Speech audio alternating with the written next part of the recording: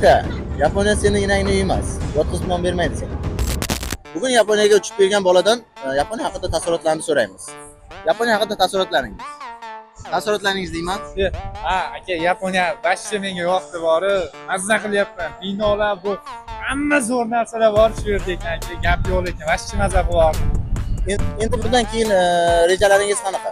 Endi bundan keyin rejalar aka bitta yaxshi ish topib, oyiga bir 4000, 5000 atrofida pul topib, 3 yil bosib ishlayman-da. Uyga bir Bugattimi, Lamborghinidan qaytaman. Shunaqa reja qilyapman aka. Ungacha qaytmayman lekin. Bir kamera o'chirib tur. Uka, men senga hozir bo'lmagan savolni boshqatdan qaytaraman. Mana bular to'g'ri. Keyin yana javob berasan, xo'pmi? Qani? Boshladik. Rejalar qanaqa edi?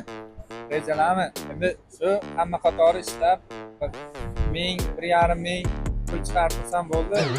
Shu tezroq uyga qaytib olsam, eson-omon shu yetadi menga.